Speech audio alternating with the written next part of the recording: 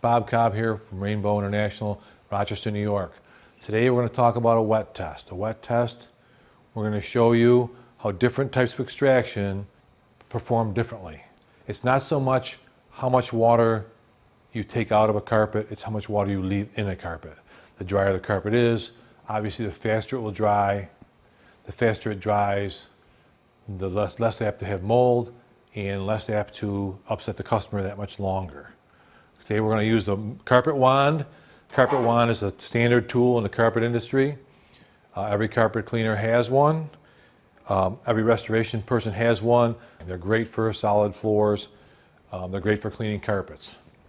Then we have the water claw. When we show you the water claw, it's basically a platform that you stand on, and the water comes up through these little holes, and it is a very effective tool.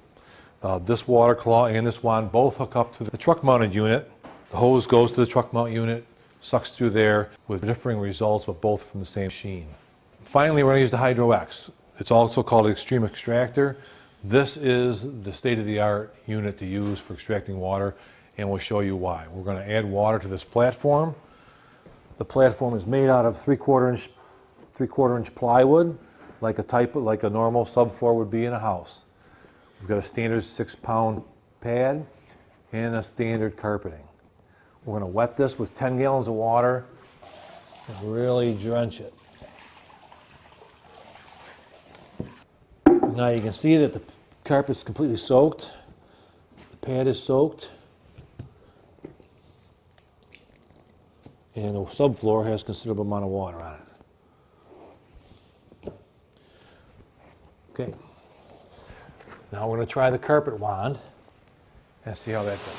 If you look at the carpet, you'll see the water's coming out of it quite nicely.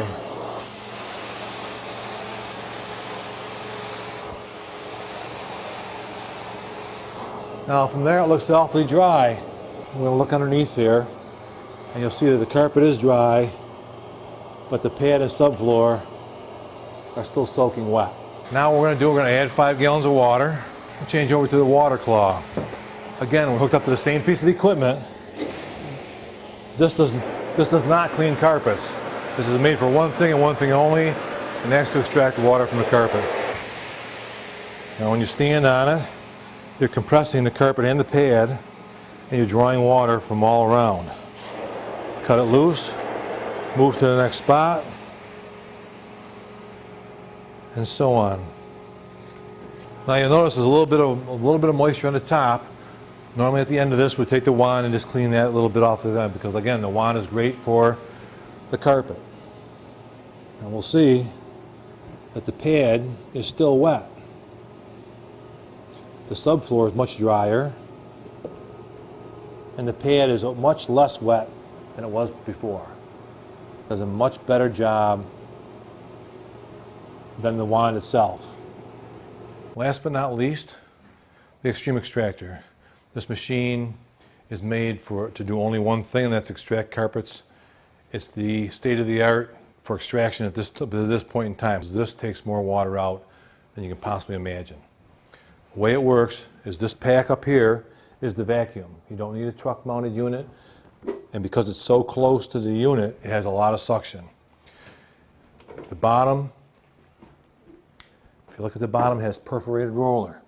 The perforated roller compresses the carpet and pad, water runs into that roller, is sucked up into the machine, and discharged out through a garden hose to the nearest drain. We're going to add some water to the surface and we're going to try it again.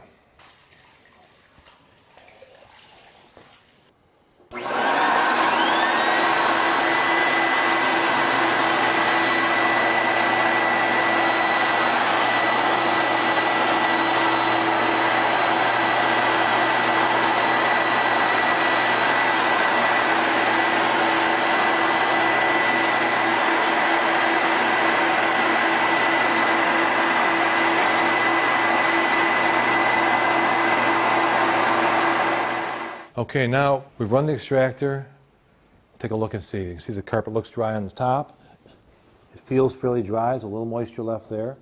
Pull this back. The pad itself is much drier to feel. You see there's no water pooled on the subfloor anymore. We take our little piece, we squeeze it, we get nothing out of it. It's moist, but it's not wet. The key to drying a structure properly is to get as much water, standing water out as you can prior to the fans and dehumidifiers going in. This eliminates the mold issue. It speeds up the drying process. Your customer's happy, the bill's smaller. Everybody wins.